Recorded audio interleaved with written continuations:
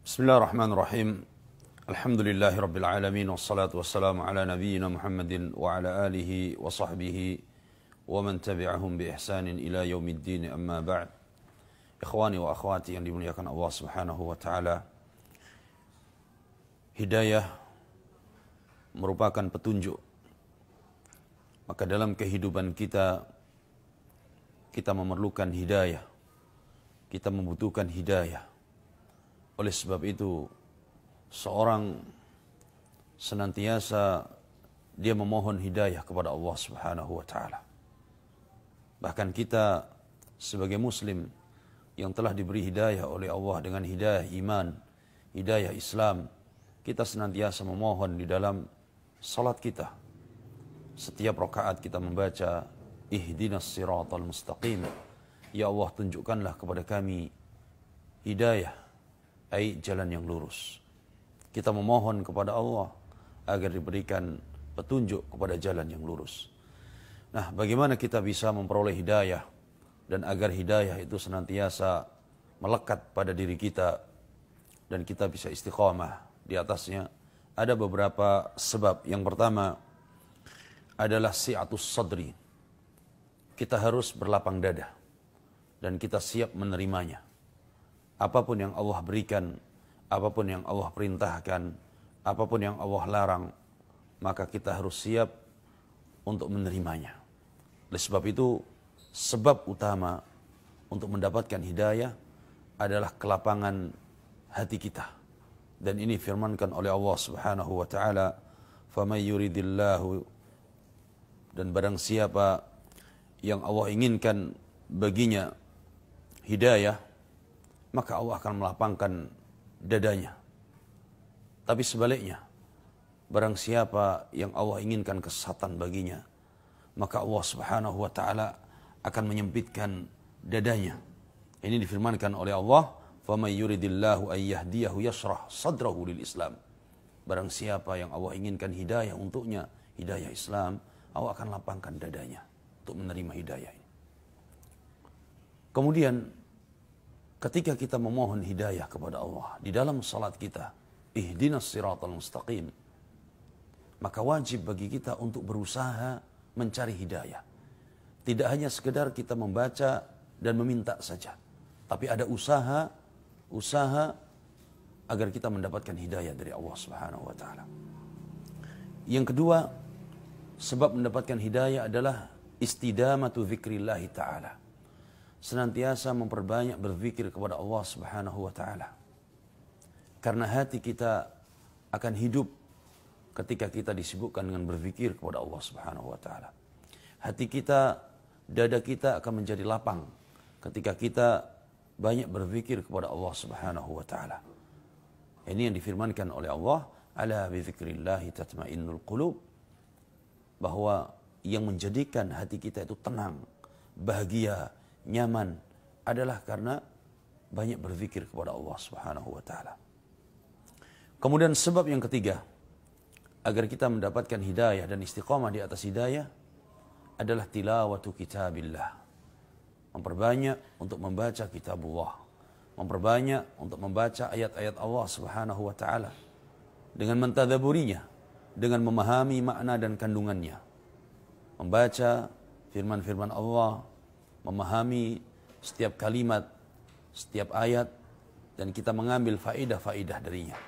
Dan ini yang difirmankan oleh Allah Subhanahu wa taala, "Inna hadzal Qur'ana yahdi lillati hiya aqwam." Sesungguhnya Al-Qur'an ini memberikan petunjuk kepada jalan yang lebih lurus. Ketika seorang ingin mendapatkan hidayah, taufik dari Allah Subhanahu wa taala, memperbanyak untuk membaca firman Allah, memperbanyak untuk membaca ayat-ayat Allah. Karena di dalam Al-Quran terdapat kisah-kisah yang diceritakan oleh Allah tentang umat-umat terdahulu. Kisah-kisah para nabi dan rasul. Kisah-kisah orang-orang saleh, orang-orang yang beriman dari umat-umat terdahulu. Sehingga dengan itu kita bisa mengambil ibrah, kita bisa mengambil faedah dari kehidupan mereka. Kemudian yang keempat, sebab mendapatkan hidayah dan istiqamah di atas hidayah adalah at-tafakkuru fi makhluqatillah. kita melihat, memperhatikan, tafakkur terhadap ciptaan-ciptaan Allah Subhanahu wa taala.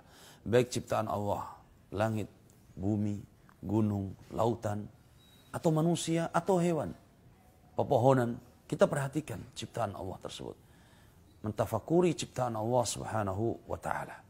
Kita melihat langit yang begitu luas, yang begitu tinggi, tanpa ada tiang. Kita melihat ada matahari, ada bulan. Maka ini ada pencipta, dan penciptanya adalah Allah Subhanahu wa taala. Karena itu Allah firmankan di dalam ayatnya, "Inna fi khalqis samawati wal ard wa ikhtilafil laili wan nahar la ayati li ulil albab."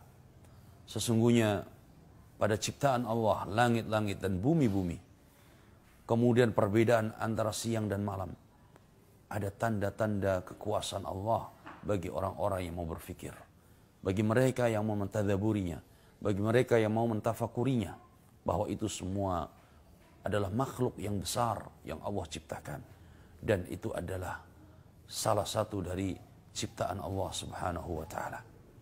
Kemudian ketika kita mentafakuri diri kita, badan kita, jasad kita, kita punya rambut, kita punya mata, sampai semua organ tubuh kita, maka di situ ada tanda-tanda kekuasaan Allah. Maka ini ada penciptanya, yaitu Allah Subhanahu wa taala. Maka Allah firmankan dalam Al-Quran, wa fi anfusikum afala tubsirun.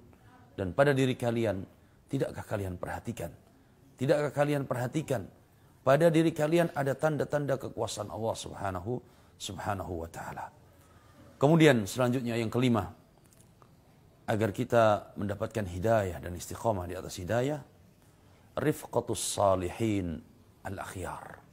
Kita bersahabat, kita berteman, kita berkawan, kita bermajlis dengan orang-orang saleh, yang ketika kita bermajlis dengan mereka, kita diingatkan dengan Allah, kita diingatkan tentang sunnah-sunnah, kita diingatkan dengan kebaikan, kita diberikan nasihat. Ini adalah majlis yang bisa menguatkan keimanan, majlis yang bisa mengokohkan istiqomah kita di atas hidayah. Oleh karena itulah Allah Subhanahu wa taala menyebutkan tentang orang-orang yang bersahabat dan berkawan. Al-akhillau yawma idzin ba'duhum li ba'din adu illa al-muttaqin. Sesungguhnya teman-teman karib, sahabat-sahabat dekat, nanti pada hari kiamat mereka akan menjadi bermusuh-musuhan kecuali orang-orang yang bertakwa. Persahabatan yang dibangun di atas takwa, persahabatan yang dibangun di atas keimanan, maka ini yang akan menjadi kekal. Karena itulah Nabi SAW menyebutkan, al-mar'u ala dini khalilih falyandur ahadukum man yukhalil. Sesungguhnya seorang itu sesuai dengan agama temannya, maka perhatikan siapa teman dia. Kalau teman dia orang-orang saleh, teman dia adalah orang-orang yang istiqamah, maka kita bisa melihat secara zahir bahwa dia adalah termasuk orang-orang saleh tersebut. Tapi sebaliknya, ketika teman-teman dia adalah orang-orang jahat, teman dia adalah orang-orang yang banyak melakukan dosa dan maksiat, teman dia adalah orang-orang yang ahli bidah dan orang-orang yang melakukan kemungkaran, maka akan sama agamanya. Oleh karena itulah orang-orang Arab mereka menyebutkan as-sahibu sahib. Teman itu akan menyeret seorang. Teman akan menyeret seorang. Ketika kita berkawan dengan orang-orang saleh, maka kita akan terjaga keimanan kita, akan terjaga hidayah kita. Kemudian sebab yang terakhir di antara sebab-sebab hidayah adalah ad-du'a. Ad-du'a. Kita tidak boleh lupa untuk terus berdoa, memohon kepada Allah Subhanahu wa taala. Karena doa adalah silahul mu'min. Doa adalah senjata orang yang beriman. Doa ini senjata utama. Maka kita harus senantiasa memohon kepada Allah Subhanahu wa taala, karena hidayah di tangan Allah. Kita membutuhkan hidayah ini. Kita mengetuk dan kita memohon kepada Allah Subhanahu wa taala.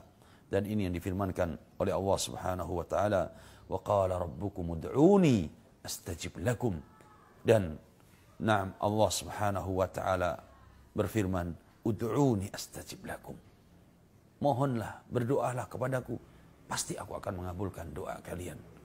Maka di antara doa Nabi sallallahu alaihi wasallam tentang hidayah adalah Allahumma inni as'alukal huda wat tuqa wal afaf wal ghina. Allahumma inni as'alukal huda. Ya Allah, aku memohon kepadamu petunjuk, hidayah, hidayah. Sebagaimana pada ayat dari surat Al-Fatihah, ihdinas siratal mustaqim. Ya Allah, tunjukkanlah kepada kami jalan yang lurus. Maka kita membaca doa ini, Allahumma inni as'alukal huda wat tuqa wal afaf wal ghina. Mudah-mudahan kita semuanya dijaga oleh Allah di atas hidayah dan terus diberikan istiqamah di atas hidayah tauhid dan sunnah Nabi sallallahu alaihi wasallam. Hadza wallahu alam wa sallallahu ala nabiyyina Muhammad wa ala alihi wa sahbihi wasallam walhamdulillahi rabbil alamin.